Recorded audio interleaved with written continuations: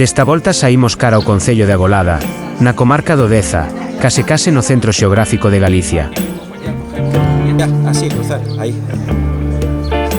Fernando Cabeza Quiles, estudoso da toponimia galaica, dixo, e de seguro que dixo ben, que o topónimo proviña da expresión latina acalata, auga conducida, e isto é o que imos facer, deixarnos conducir polos pendellos de Agolada e ir parando nas distintas artesanías que se acollían en cada un deles.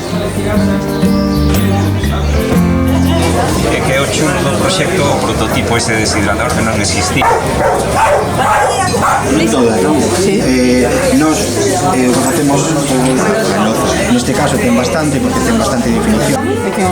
Son super bonitas. Pero por o tema de volumen, ¿sabes? Sí.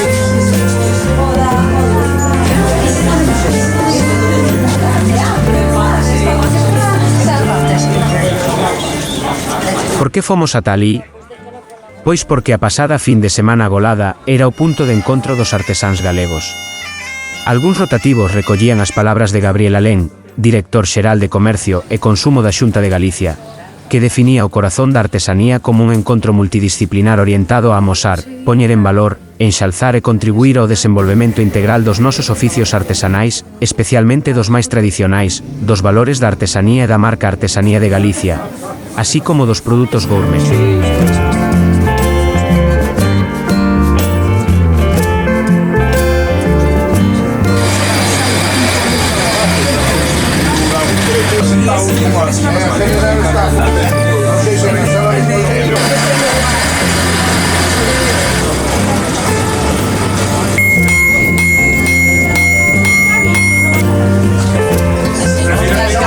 Eu con aceite, eu fago, mira, eu fago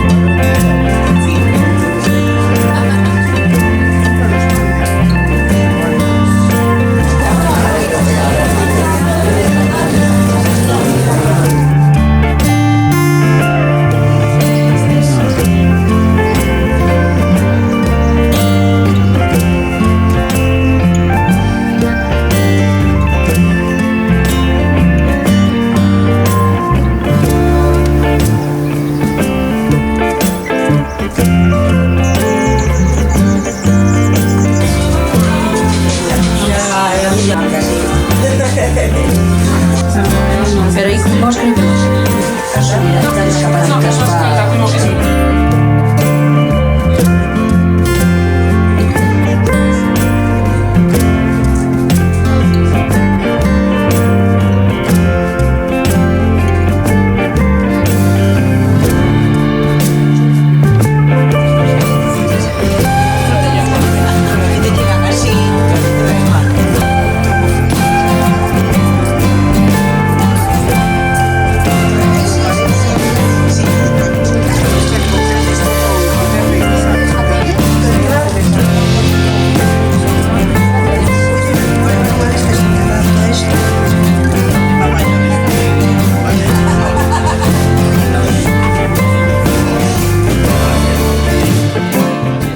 Este ano coincidiron 53 profesionais da artesanía, 36 como expositores e outros 14 artesáns, que acudirán como docentes dos cursos de formación especializada. No aspecto gastronómico, ou gourmet, contábase cunha oferta de 32 empresas, das que 19 tiñan o selo de artesanía alimentaria. Ademais houbo postos de comida en forma de carriñas ou furgonetas de comida, máis coñecidas internacionalmente como food trucks, a parte das pulpeiras que non poden faltar en cada festa galega.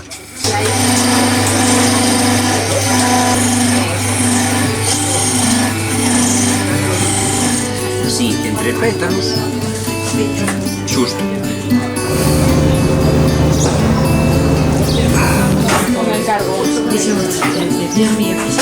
Que vai ter que vela despois, se se a pillo.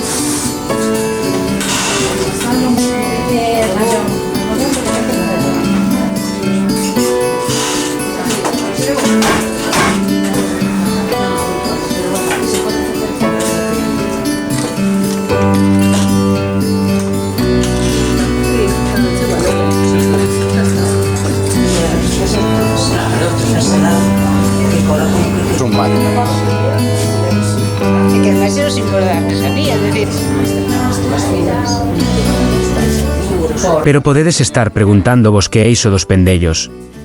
Pois é un lugar dos máis singulares de Galicia no que se refire a comercio. E por qué?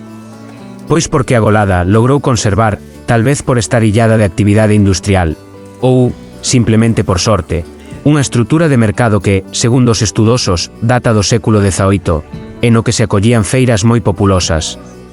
Un entorno que conta, dende o ano 1985, co recoñecemento que outorga a declaración como monumento histórico artístico.